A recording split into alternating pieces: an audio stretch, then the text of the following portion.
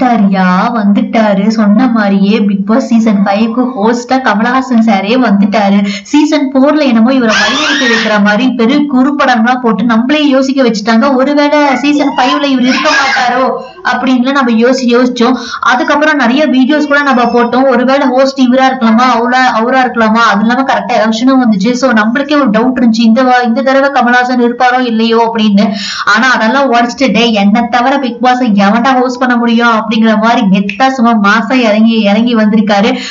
So இந்த season 5ல வந்து பாத்தீங்க அப்படின்னா கண்டஸ்டன்டே வந்து ரொம்ப டஃபான கண்டஸ்டன்ட் எல்லாம் இறக்க போறதா அப்படின்னு சொல்லியிருக்காங்க. அது இல்லாம லோகோ வந்து பாத்தீங்கன்னா புதுசா வந்து வடிவமைச்சிருக்காங்க. அது இல்லாம செட்டுல இருந்து எல்லாமே புதுசு, ரூல்ஸ் ரெகுலேஷன்ஸ் பிரைஸ் மணி இந்த மாதிரி நிறைய ட்விஸ்ட் அண்ட் டர்ன்ஸ் வந்து நம்ம எதிர்பார்க்கலாம் இந்த சீசன் 5ல அப்படிங்கிற மாதிரி பேசிட்டு இருக்காங்க.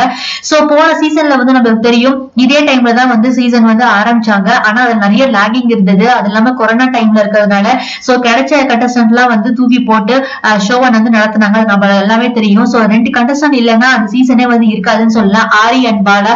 சோ அவங்க 2 பேர் தான் வந்து பெரிய தூண் மாதிரி அந்த சீசனே வந்து பெரிய அப்படி வழிநடத்தி போனாங்க.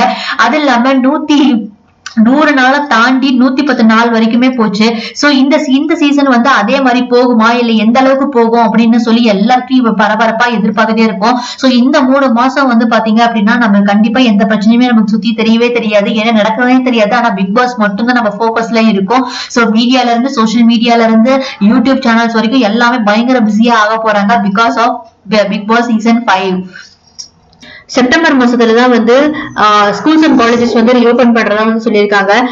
நிறைய பேர் மைண்ட் வாய்ஸா இருக்கணும், பசங்க மைண்ட் வாய்ஸ்ல இருக்கும், அடப்பாவீங்களா இப்பதான் இதெல்லாம் வந்து ஸ்டார்ட் பண்ணுவீங்களா, உங்களுக்கு வேற டைமே கிடைக்கலையா அப்படின்னு. வேற என்ன பண்றது, அந்த சீசன் எப்பப்ப ஆரம்பிக்கணுமோ அப்பப்ப ஆரம்பிச்சாதான் வந்து அவங்க டிஆர்பியை வந்து ரீச் பண்ண முடியும்.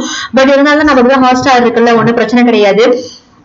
சோ இந்த சீசன் 5 வந்து பாத்தீங்கன்னா போன ப்ரீவியஸ் சீசன் எல்லாம் வந்து தூக்கி சாப்பிடுற அளவுக்கு இருக்கும் அப்படிங்கிற மாதிரி நம்ம எதிர்பார்க்கலாம்.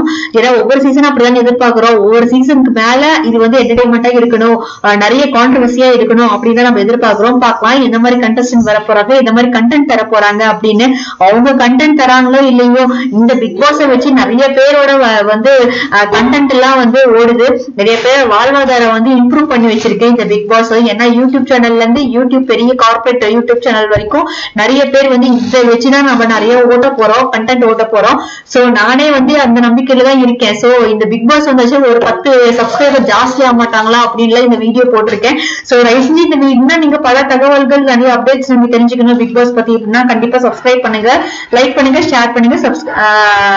சொல்லிட்டல சப்ஸ்கிரைப் பண்ணுங்கன்னு. சோ மறுபடியும் சொல்றேன், சப்ஸ்கிரைப் பண்ணுங்க. நன்றி, வணக்கம்.